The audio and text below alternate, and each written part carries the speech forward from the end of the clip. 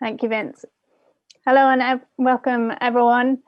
Sorry, we were a bit late starting there. We've unfortunately had some technical problems with Ilanda from Haiti. It's raining very heavily there, and it's affected her internet connection, which in some ways seems appropriate for the session about climate.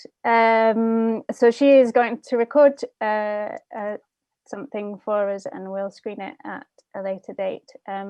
But really sorry to everyone that she's not joining. However, we'll still have a great session and hopefully that will give us some more time for questions from the audience as well, to make the session a bit more participatory.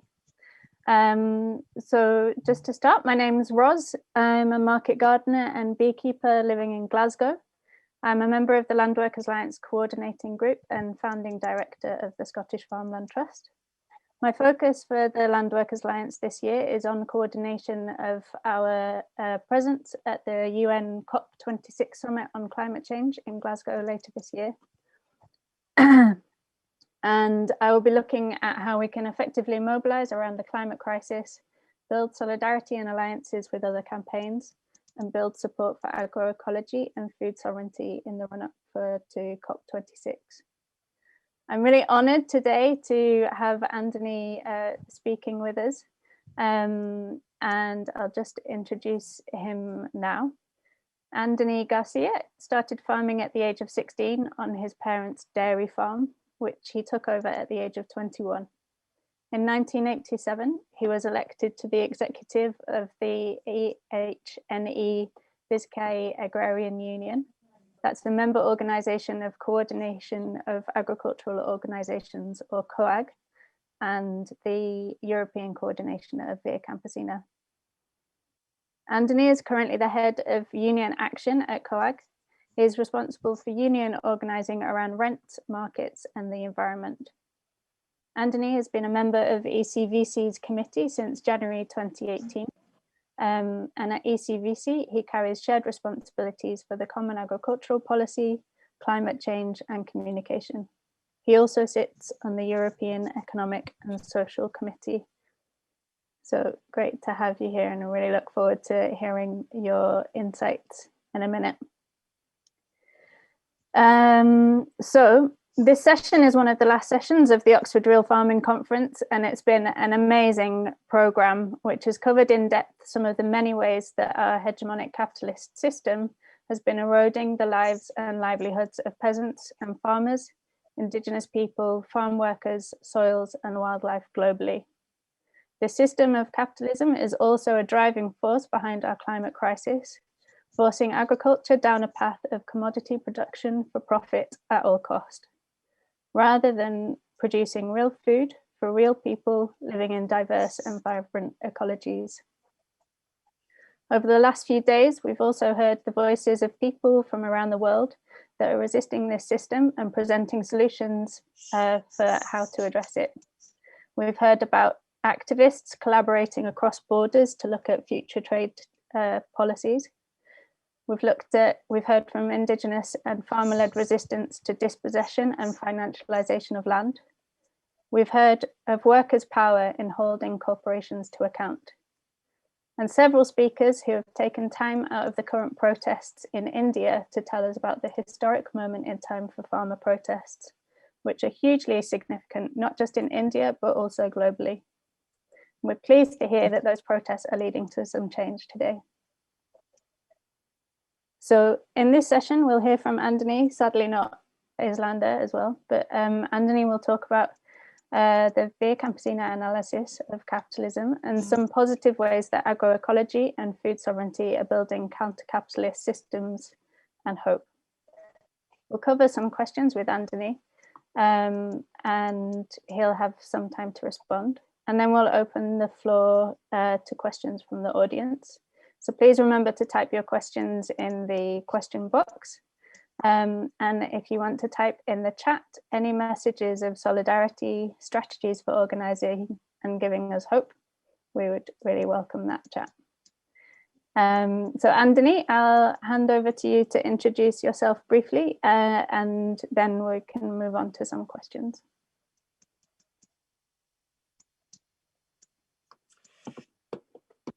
Arratsaldeon, buenas tardes, good afternoon. Andoni García, soy campesino del País Vasco, ganadero. I'm a livestock breeder. My dedication now is quite broad in my organization, in the several grassroots organizations I collaborate with, Ene Vizcaya on the one hand, as well as COAG and the coordinating committee of the Via Campesina in Europe. My work is related with agrarian policies and global policies that we are being imposed and which have an impact on us, a hard impact, which makes our life difficult, specifically for peasant farmers. This is my main dedication in the organizations that I collaborate with in order to face these politics and to look for ways in order to change the current situation.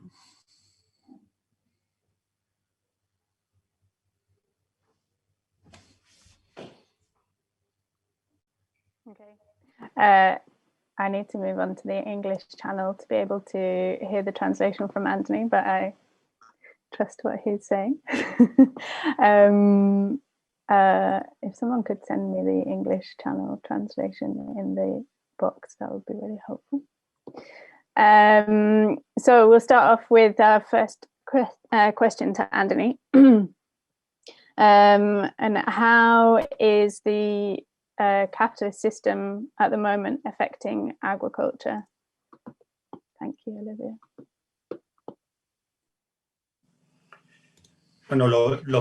Well, first of all, the capitalist system and neoliberal policies, what they are being doing directly, and they still do, is to destroy our own self-esteem as peasants. At the same time, they destroy the link that we have with nature, with our land, with animals, and with ourselves at the end of the day, because they destroy peasants, they destroy farmers, and they destroy our purpose as food producers that take care of nature and animals at the same time.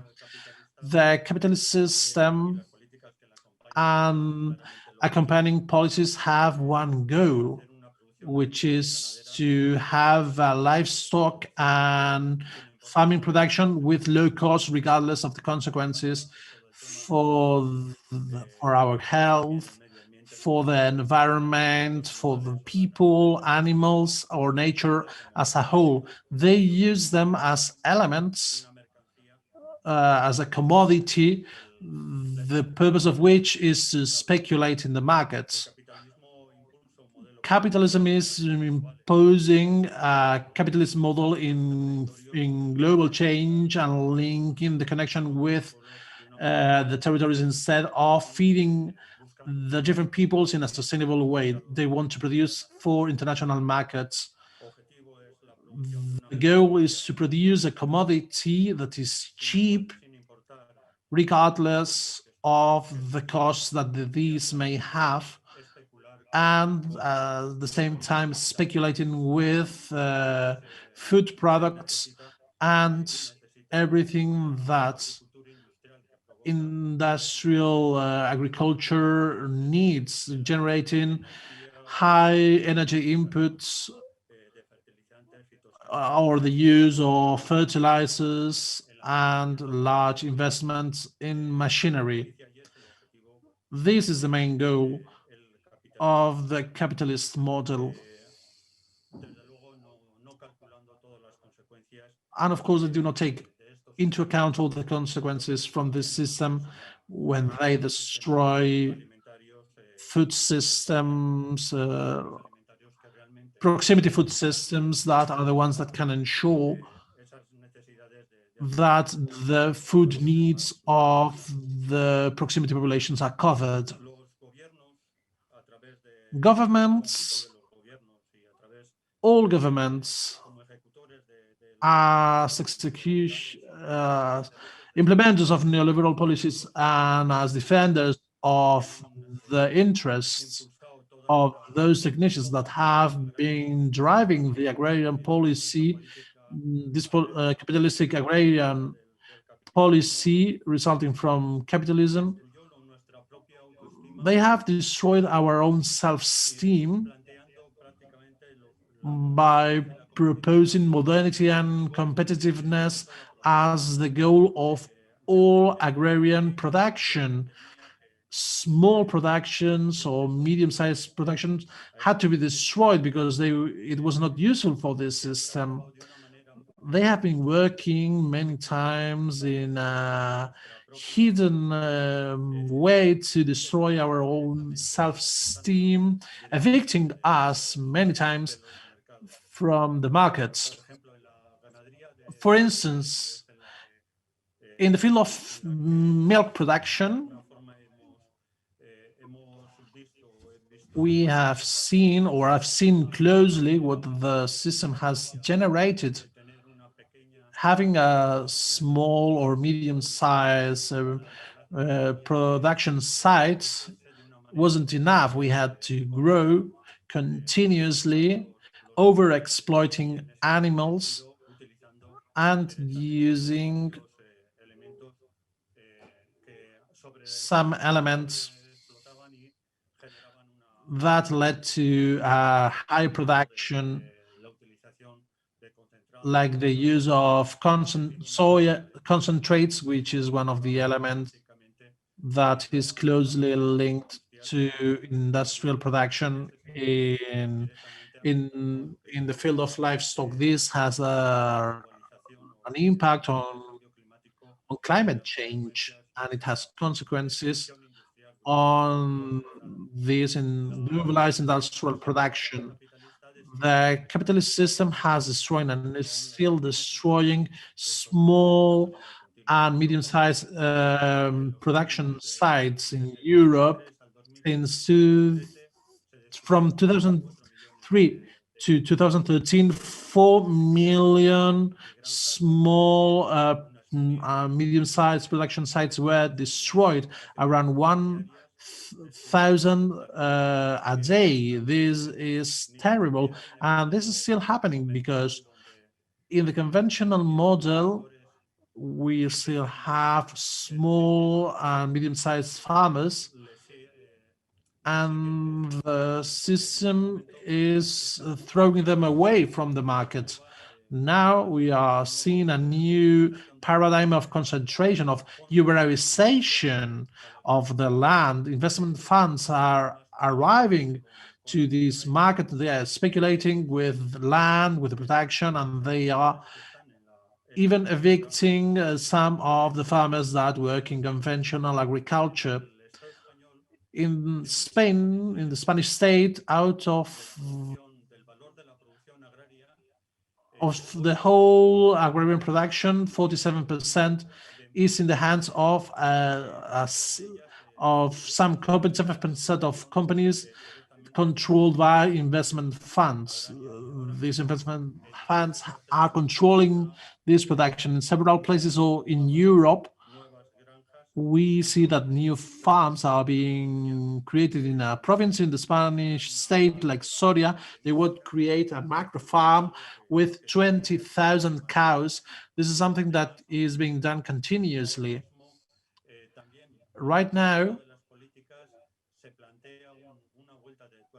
they are proposing to turn the screw in terms of policies when they talk about digitalization and new technologies in agriculture that could be used to fight climate change theoretically as a false alternative. What they want to do is to turn the screw to the industrial model in order for investment funds or large companies to get a hold of the whole production of food or agricultural and livestock production in order to speculate with it in the international market, and so that in order to produce in those places of the world where it is cheaper to produce and where there are fewer regulations, they delocalize, they take the production to these places, and at the same time when they go to these places they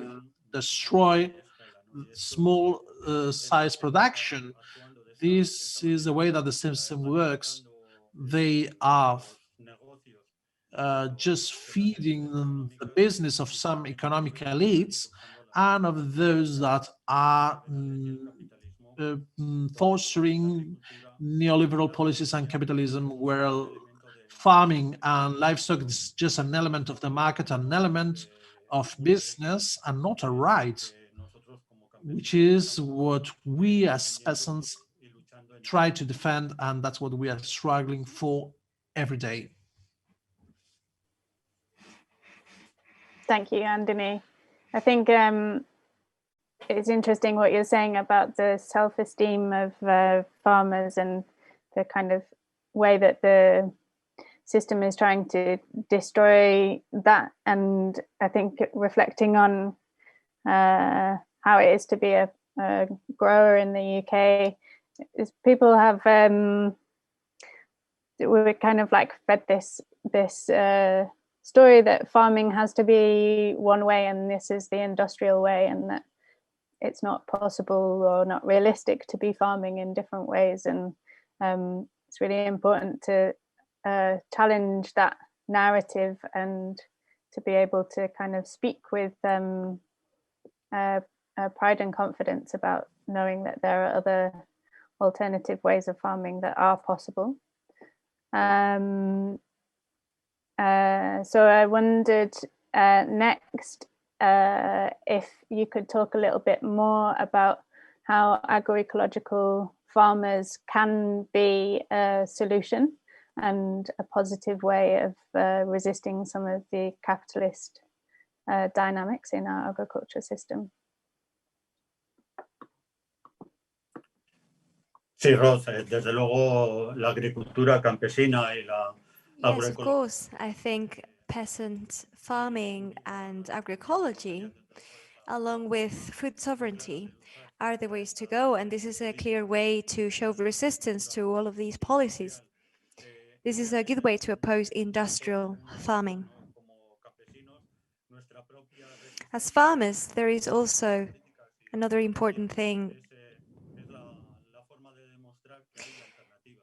For us, practicing agroecology is the way of demonstrating, of showing them there are real alternatives. There is a real alternative to the capitalist system and to the neoliberalist system.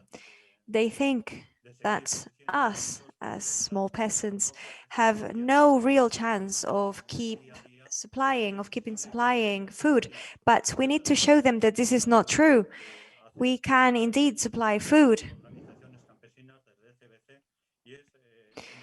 From our peasant organizations, we have to show them that a different way is possible, and we have to show them by practicing our agroecology.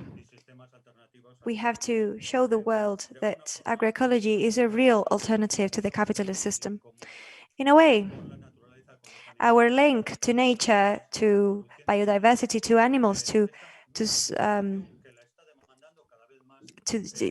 livestock, this kind of link is something that the society as a whole is craving, and this could be a good element for resistance. This would be a very good way of showing them this is a real alternative. Agroecology is a transformation process. It is also a new approach, a new way of looking at society, but also a new way to look at ourselves and to build on our self-esteem. And it's also a way that we can convey this to our colleagues. We can convince them, we can show them by the facts that this transformation, that a new world is possible.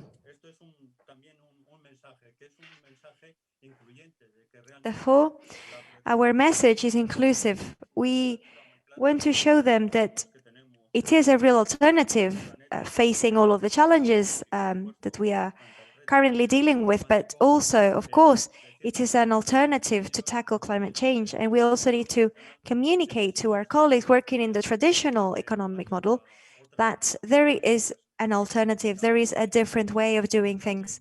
And I think for this, we need to keep up the fight on different levels. At a local level, we need to start new alliances with society as a whole. We need to create systems, food systems, that are more direct and more sustainable. And in parallel, we have to keep up the global struggle. We have to persevere in the struggle so that policies change, so that agricultural policies change, and the system as a whole changes eventually. In that respect, we have been fighting for food sovereignty. We have been fighting against the free trade agreements. We need to show the population what free trade agreements do to climate change, to our populations. Before we were talking about livestock farming at an industrial scale. And in fact, this model relies on destroying the Amazon. Europe is heavily reliant on GMO soy, and this is destroying the Amazon. And as a result, more and more people are now aware that the Amazon is being destroyed because our system currently relies too heavily on exploiting the Amazon. And this is involving more and more people into the fight. More and more people have been awoke to this reality, and they're rallying with us. And I think agroecology could be at the center of this claim. It is a realistic model, a good approach. As I was saying before, many things have been said about small farmers. Today, it has been acknowledged that agroecology is a real alternative in order to feed the world. And it's also a way to tackle climate change. This has also been acknowledged. And this acknowledgement that's vital requires a change and a shift in the policies. It requires for more citizens to get involved in the fight and to create alliances with us. This is an ongoing struggle for food sovereignty.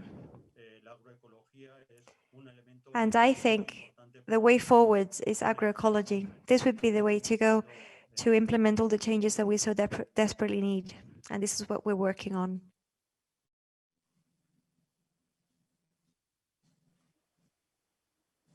Thanks, Anthony.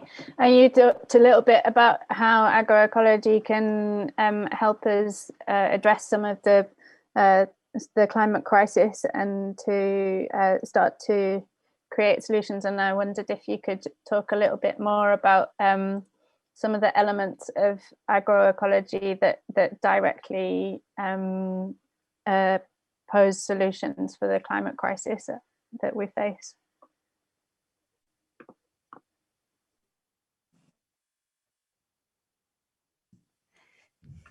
Bueno, pues en principio la agroecología es la forma que estamos teniendo de crear otras relaciones con. In principle, agroecology is the way that we are building new relationships with society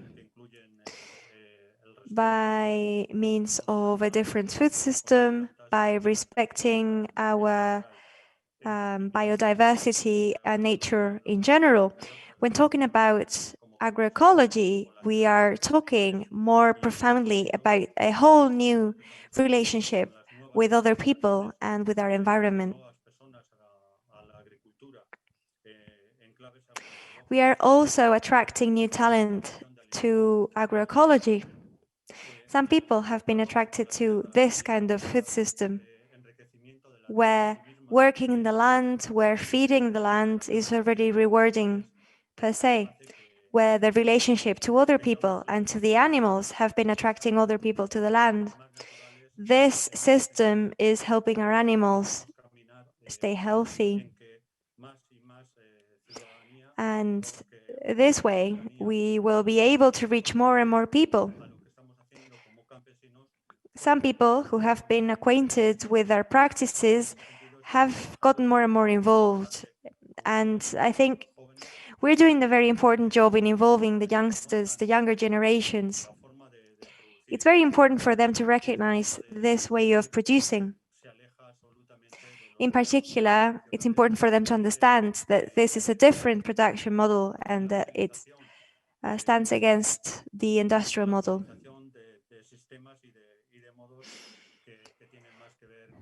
Also, we use practices that respect our animals, our livestock, and our soil. We don't exploit them until they're depleted, but instead we respect our biodiversity.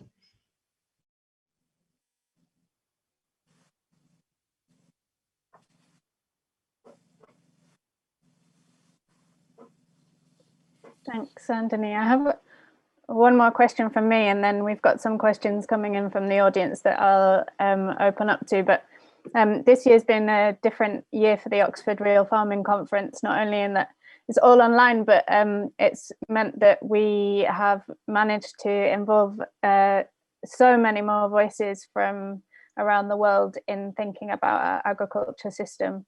And that's been extremely valuable and amazing to be able to hear some different perspectives, I think, anyway. And I wondered, from the perspective of Via Campesina, why is it so important to work on an international scale together, and how can we build on international alliances to strengthen our resistance for the climate crisis?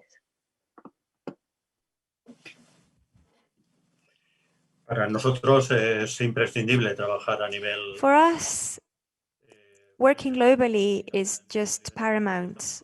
I think we need to keep up the global struggle in parallel to the local struggle, because we're discussing problems that are global. And the capitalist system knows no borders. The capitalist system is using the farming sector and the food sector as part of their business. And this has been generating very serious problems around the world, of land grabbing, of the lack of access to food, problems with food sovereignty. And therefore, we have to talk about these issues as global ones. We are holding this global struggle for food sovereignty.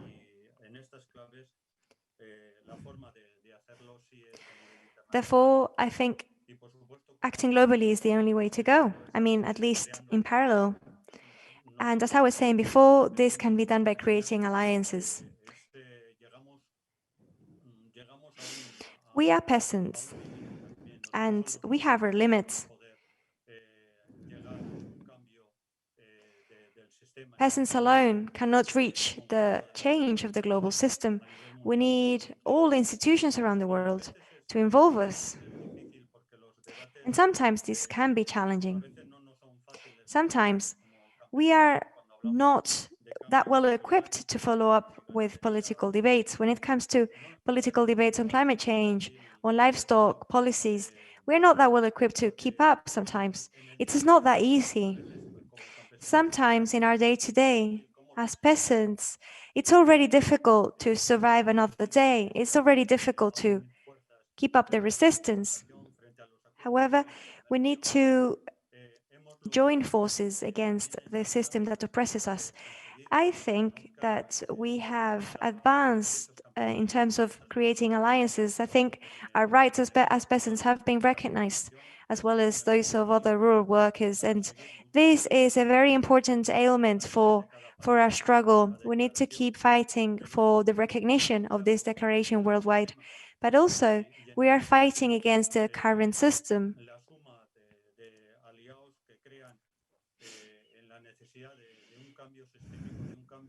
I think the more people joining in the struggle, the more of a majority that we will gather in order to achieve this change.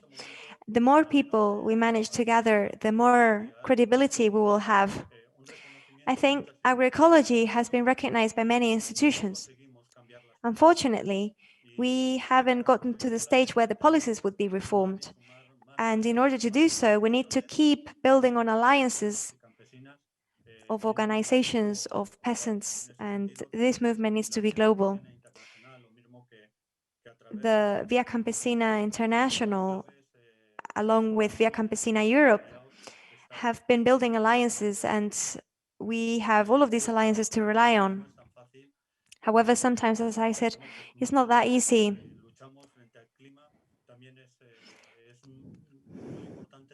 Tackling climate change, it's important to bear in mind other goals. It's important to bear in mind the peasant goals, because the peasant goals go in the same direction of tackling climate change.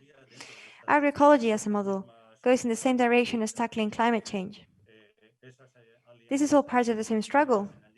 These alliances must be built and must be strengthened. We have very clear goals. We want policies to be reformed. However, it is not enough to change a few commas in the legislation. It is not enough to switch a couple of elements around. We may change things slightly on the surface, but the only way to change radically would be to change the approach from the capitalist approach. Otherwise, we will be faced with partial struggles. It is not possible to have a real change without going all radical, without changing the system from within. This is the only way. Gathering people along and rallying people along will be the only way to get our goals.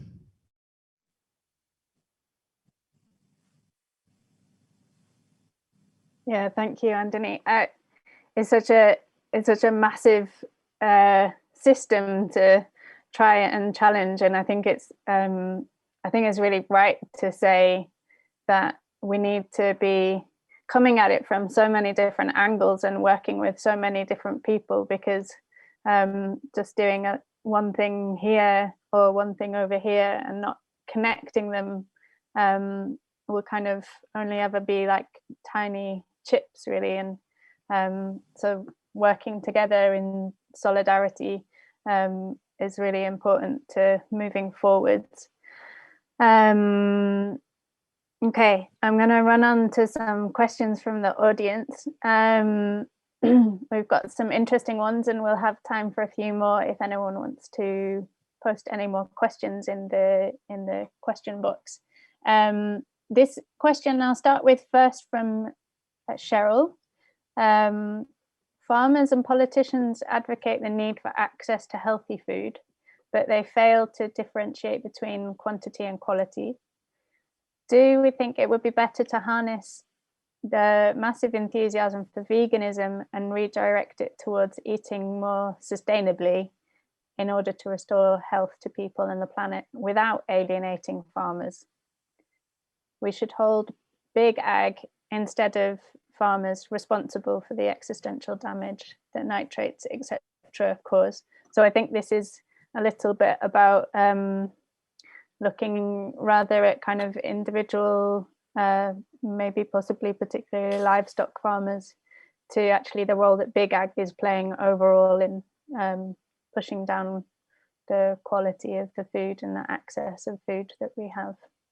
And how can we harness the enthusiasm for veganism in raising that challenge?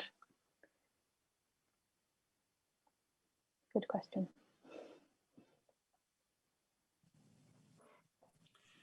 Sí, es una buena pregunta. Indeed, también. This is an excellent question. I think it's really hard to answer. Tenemos que ver cuando afrontamos el veganismo y a veces Talking about veganism or animalist currents, I think one of the reactions that we have as livestock farmers sometimes as livestock farmers practicing agroecology, sometimes we feel we feel very divided. On the one hand, we feel criminalized. We feel criminalized in our relationship with the livestock, because for livestock farmers, their job is about caring after animals, above all things.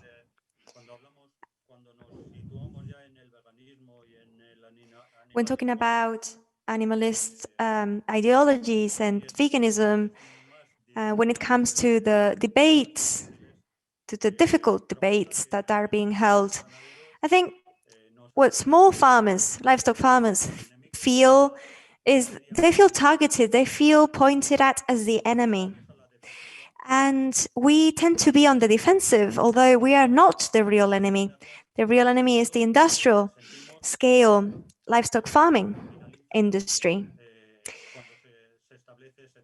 Therefore, I think it's probably our mistake to be on the defensive when this debate is being held. For us, our job is about caring after the animals and caring after the plants, following the principles of agroecology. I think these elements should be enshrined as rights. I think veganism wouldn't be the right way to go. I think there is no possible agroecology without livestock.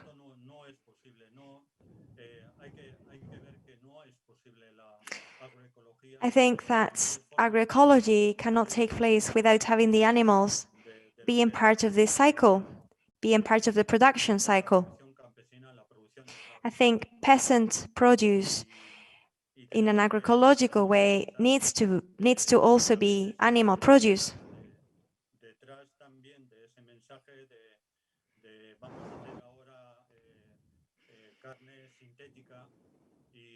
Now, a lot is being said about synthetic meat and meat, non-animal meat from non-animal sources. I think this would be interesting for many people. Many people are questioning themselves, and with their best intentions, they think that using animals and using livestock in farming is a mistake, and that we're not respecting the animals. I think the piece that's missing is that people should come closer and should get to know the relationship of a livestock farmer, obviously of an agroecological livestock farmer, to their animals. And I think they would maybe change their minds. I think it's a mistake to criminalize small-scale farmers. I think it makes it very difficult for us as peasants.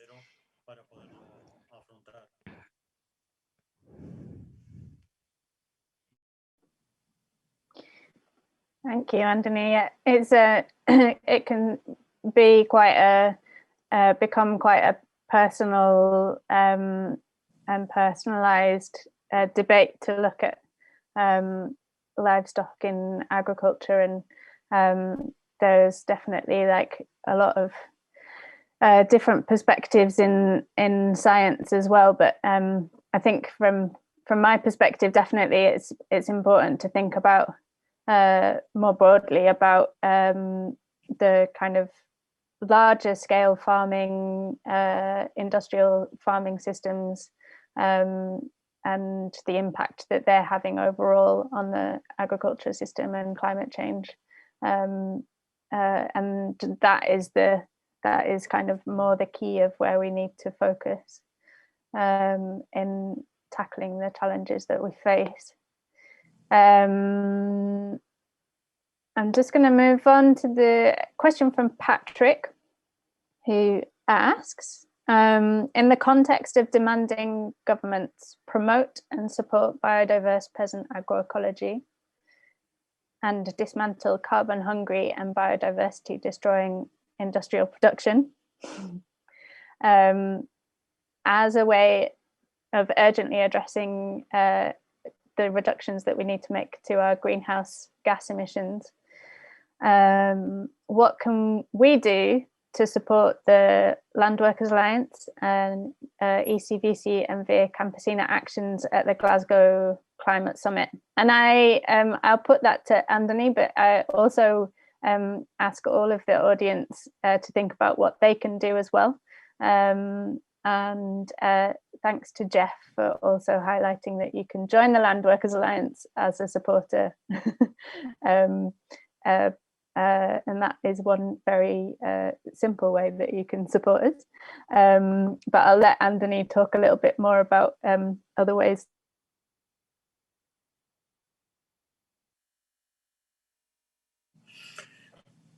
Sí, como decía. As Rose was saying, I think that it is important to put on the table clearly what the industrial model is doing and what are the impacts of this farming and livestock industrial model is doing. We need to join efforts so that society as a whole knows more and more what the impact of capitalist model is on food and agriculture.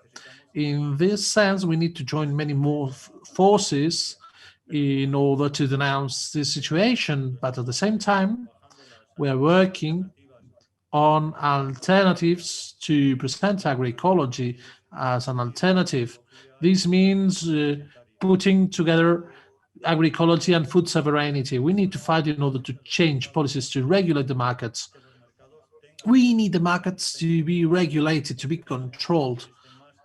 We need to have systems that regulate clearly what are the dimensions of exploitations. We need to have a much more clear distribution of production, that more people have control on the land, that we need to fight against land grabbing, which is something that the capitalist model is promoting. We need a new distribution of the land.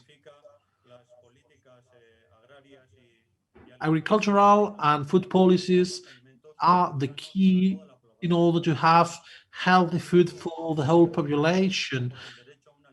And we need to fight for healthy food for the whole population of the world, so that not a single farm is destroyed anywhere in the world. And this has two components. First, we need to fight daily to create new systems and to have a more direct relation. But globally, we also need to fight policies. The Declaration of Peasants' Rights is a really important element in order to create alliance to make this declaration real in all countries in the world. But at the same time, at all institutional levels, we need the support of other agricultural policies that favor food sovereignty and agroecology.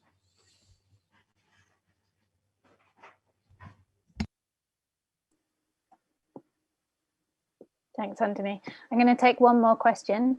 And this is from Martin. And it's something that we're trying to support the work of more in the UK. But I know COAG and some of the Spanish members of ECVC have been doing a lot more work on this. So are you also building alliances with immigrants working in the greenhouses in the south of Spain? Their exploitation is part of the same system, but it's very hard for them to have a voice.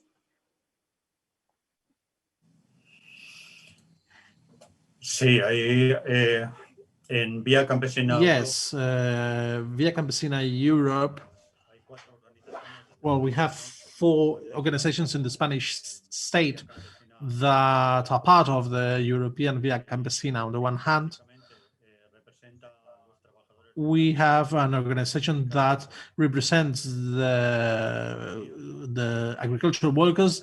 That is the Agricultural Trade Union from Andalusia, that is working directly in order to denounce the situation that many workers are suffering and how their rights are being violated under these industrial models. This is our daily fight. Via Campesina, Europe is also providing support to this struggle. There is also another element that we were able to introduce in the debate about the European agricultural policy. We want that when subsidies are granted, the social rights of workers are taken into account as a key element. The European Parliament has assimilated this demand. Let's see if this is finally a part of the demands that are required in the agricultural policy, the common agricultural policies. We need to work in order to defend the rights of workers. That's essential. We've seen this both in the Spanish states and over Europe. The agricultural and the agri-food system, from the capitalistic point of view, is not respecting the rights of workers. In many cases, we see situations of slavery, and this is something that needs to be part of our struggle as peasants.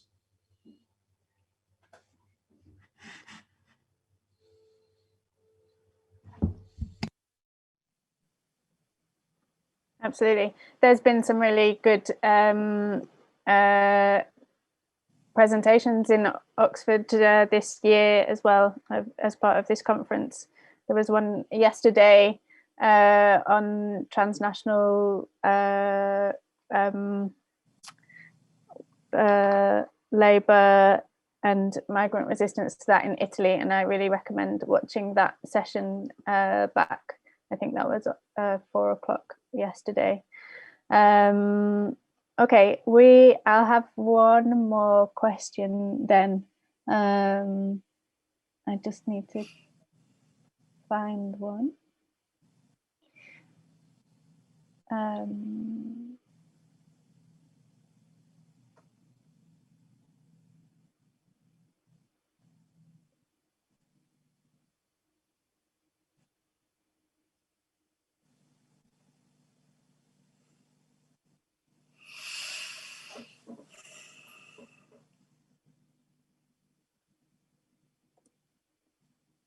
So, sorry. One question then, this is about what is the relationship between socialism and food sovereignty? It's an interesting one. I guess that probably also means, socialism can mean very different things in different countries. So feel free to speak specifically to Spain.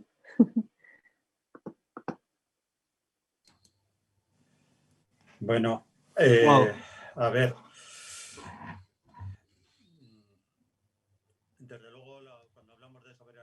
When we talk about food sovereignty, implicitly we are challenging the capitalist system and neoliberal policies. From there,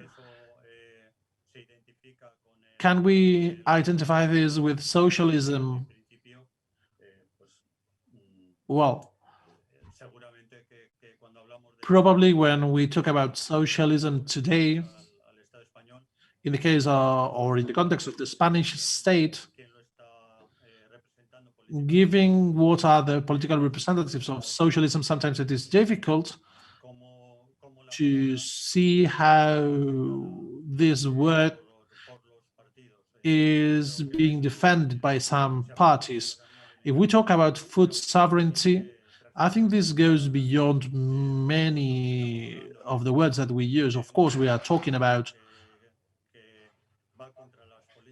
an approach that goes against neoliberal policies, and in this case, probably we could be speaking about new policies where socialism is present, but probably with different kind of political representation.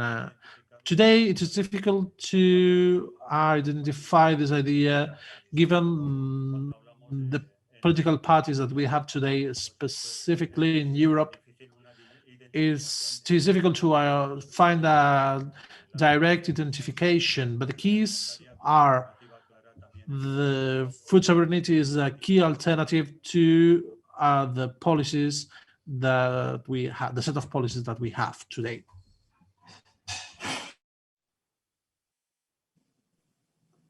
I feel like that could have been a whole session discussion in itself, and was a difficult question to answer at the end. I want to really thank Anthony for his time answering all of those questions, and giving really great and thorough answers to them. In Via Campesina, we always either start or end our meetings with a mystica, which can really help us to bring hope into our work. And I asked Anthony if he would have anything to share as a mystica for the end of this session before we close. And I think he has some photos to share. So I have a lot of hope that this is going to work, and I'll let Anthony show the pictures that he has.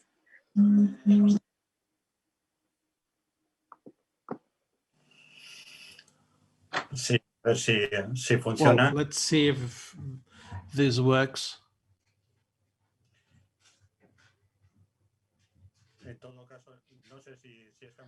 Well, I don't know if this is working. In any case, we wanted to close with a hopeful note. For me as a peasant, and for the Via Campesina, Europe, and the international Via Campesina, for me, hope is found. We can find hope in our struggle. In 2017, we had the chance in my country, in the Basque country, we had the chance to celebrate the 7th conference of the International Via Campesina. We were able to have many peasant colleagues joining from all over the world, and also many allied organizations. In this sense, for us, this is an element of hope. These alliances that we are generating, especially young people that are struggling against climate change, these are elements of struggle, but also some new elements of citizens that want to have a much clearer relation with peasants.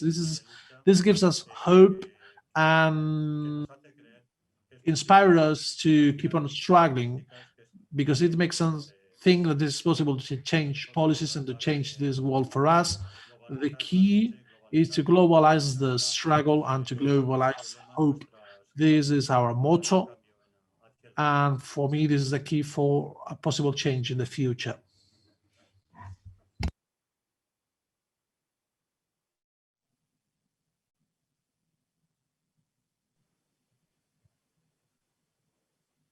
Definitely globalize the struggle and globalize hope. Thank you, Anthony. I think we can close the session now and let people head over to the next session, and hope to see you all in the final plenary this evening, which will be really a great session for us. Thank you, everyone.